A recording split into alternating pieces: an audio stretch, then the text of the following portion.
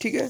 तो इस लेक्चर में हम बात करेंगे एक्सरसाइज 7.2 की, क्लास 11th एक्सरसाइज 7.2 की। ठीक है, तो एक्सरसाइज 7.2 की तो हमने लास्ट लेक्चर में देखा कि फार्मूले परमुटेशन और कॉम्बिनेशन के। तो मैंने कहा कि NPR शो करता है परमुटेशन को और NCR शो करता है कॉम्बिनेशन को। एन का मतलब होता है हमारे पास टोटल जो एलिमेंट है, वो हमारे पास n है, और R शो करता है कि हमें अरेंज कितना करना है, यानी कि n एलिमेंट में से R को अरेंज करना है। ठीक है, ठीक है। तो ये तो R शो करता है कि R क्या शो करता है, R शो करता है कि हमें कितना अरेंज करना है, अरेंजमेंट को शो करता है। ठीक है, और NCR N भी हमारे पास क्या है, टोटल नंबर ऑफ एलिमेंट है, N total number of element है मेरे पास। ठीक है, और R शो करता है कि कितने को सिलेक्ट करना है, यानी कि सिलेक्ट करना है, सिलेक्शन करना है, वो हमें शो करना है। ठीक है, समझ में आ गया बच्चा?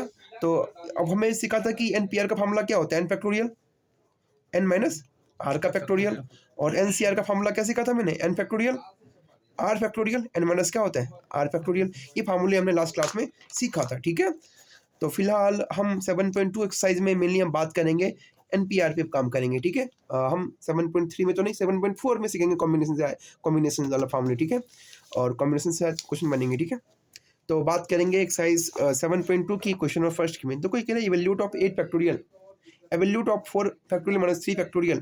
तो दोनों क्वेश्चन को लिख लेता हूँ। तो पहले कह रहा है इवैल्यूएट करने के लिए, एवैल्यूएट करना नहीं, फाइंड आउट करने 8 फैक्टोरियल की वैल्यू, और दूसरा कह रहा है 4 फैक्टोरियल माइनस 3 फैक्टोरियल की वैल्यू। ठीक है, और एक और क्वेश्चन पूछ रहा है यहाँ पे आप दिख रहा होगा कि क्वेश्चन नंबर सेकंड है बच्चा। तो सेकंड करते हैं थोड़ी देर में, पहले इनको डील करते हैं अच्छे से। तो देखिए यहाँ पे एक 8 फैक्टोरियल की वैल्यू पूछा गया। मैंने आपको बताया था 7.1 एक्सरसाइज में, मैंने आपको बताया था कि 8 फैक्टोरियल है, तो 8 factorial 8 into 7 into 6 into 5 into 3 into 2 into 1 तक इसको ले जा सकते हैं। जब आप इनको मल्टीप्लाई करेंगे बच्चा, कि जब आप इनको मल्टीप्लाई करने लगेंगे तो इसका आंसर आप पाएंगे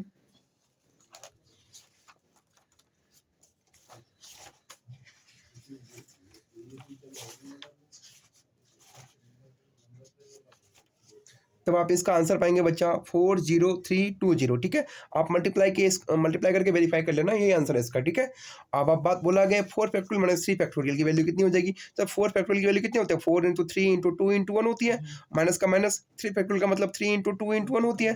तो सोल्व करेंगे, 4 3 12, 12 दूनी 24, 24 हो जाएगा, माइनस 3 दूनी 6, तो आंसर कितना हो जाएगा, 18 हो जाएगा। तो इसका आंसर 18 हो जाएगा, इसका आंसर ही हो जाएगा। डन बच्चा, कोई दिक्कत नहीं। Now turn to the question number second. Question number second की बात करें, क्वेश्चन नंबर सेकंड में क्या बोला गया है, कह रहे 3 फैक्टोरियल प्लस 4 फैक्टोरियल 7 फैक्टोरियल। क्या ये पॉसिबल है क्या, 3 factorial plus 4 factorial equal to 7 factorial? एक ये है एक क्वेश्चन, और ये क्वेश्चन नंबर थर्ड में बोला गया है कि 8 फैक्टोरियल अपॉन 6 फैक्टोरियल इंटू क्या हमारे पास 2 फैक्टोरियल।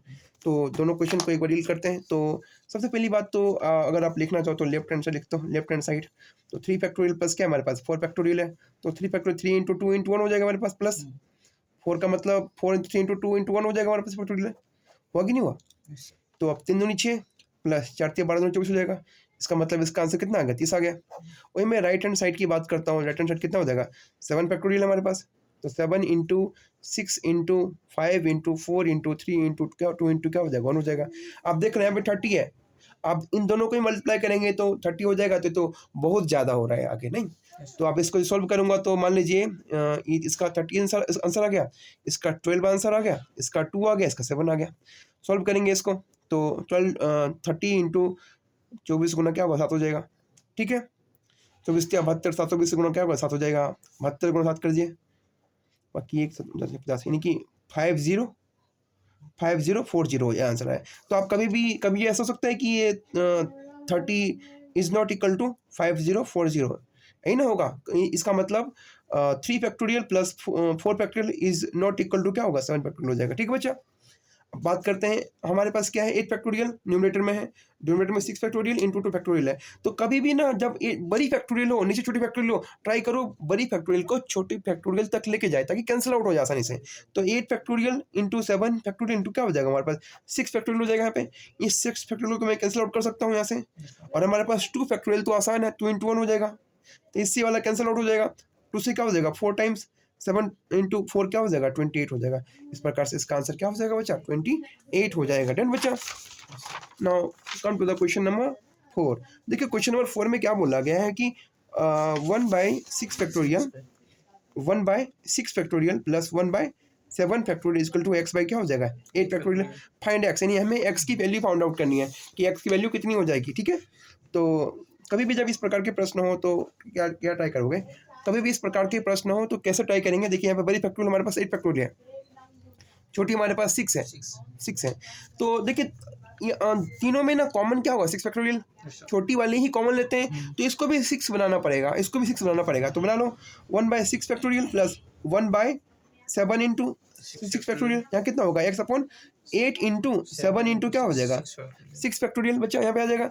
अब 1/6 1/6 1/6 फैक्टोरियल सब कॉमन हो सकता है, 1/6 फैक्टोरियल यहाँ से कॉमन ले लो तो 1/1 हो जाएगा, माइन प्लस तो 1 बाय क्या हो जाएगा 7 हो जाएगा। यहाँ पे 1/6 फैक्टोरियल यहाँ से कॉमन लोगे तो कितना हो जाएगा x1 50 हो जाएगा हमारे पास, 8 7 जा 50 हो जाएगा। इससे वाला पार्ट कैंसिल आउट हो जाएगा। तो जब आप इसको सॉल्व करेंगे 1/1 प्लस 1/7 और ये x बाय क्या हो जाएगा 50 हो जाएगा हमारे पास। तो आप मल्टीप्लाई कर लोगे तो भी आंसर आ जाएगा, एक्स बाई क्या 50 हो जाएगा हमारे पास। 7 से 8 टाइम में कट जाएगा तो 8/1 एक्स बाई क्या हो जाएगा 8 हो जाएगा। तो मल्टीप्लाई करोगे बच्चा तो एक्स बराबर कितना हो जाएगा 8 इंटू 8 कितना हो जाएगा 64 हो जाएगा। इस प्रकार से आंसर क्या हो जाएगा 64 इज योर आंसर, ठीक है। Now turn to the question number 5। हमें क्या बोला गया इवैल्यूएट करनी है, हमें ना फार्मूला पहले ही दिया है। ये फार्मूला किसका है एनपीआर का फार्मूला है, ध्यान रखें कि फार्मूला एनपीआर का फार्मूला है, ठीक है। ठीक है एन एलिमेंट में से मुझे आर एलिमेंट को अरेंजमेंट करना है, ठीक है। तो फार्मूला ये है। तो हमारे पास क्या कंडीशनिंग करनी है कि n factorial upon n minus r factorial हमारे पास गिवन है, ठीक है। और कह रहे कि एन की वैल्यू हमारे पास 6 है और आर की वैल्यू 2 है, सेकेंड एन की वैल्यू 9 है, आर की वैल्यू 5 है, ठीक है। तो हम किसको इसको सॉल्व करेंगे तो एन की वैल्यू हमारे पास 6 है तो 6 फैक्टोरियल हो जाएगा।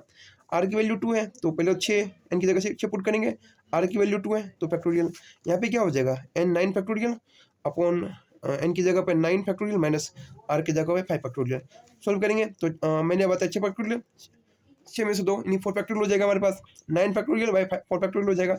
और कभी भी इस प्रकार के क्वेश्चन को डील करने का एक ही तरीका है कि आप छोटे फैक्टोरियल तक इसको पहुंचाओ। तो अगर 6 है तो 6 गुना 5 गुना 4 फैक्टोरियल और ये 4 फैक्टोरियल इससे कैंसिल हो जाएगा, इन 30 हो जाएगा इसका आंसर, ठीक है बच्चा।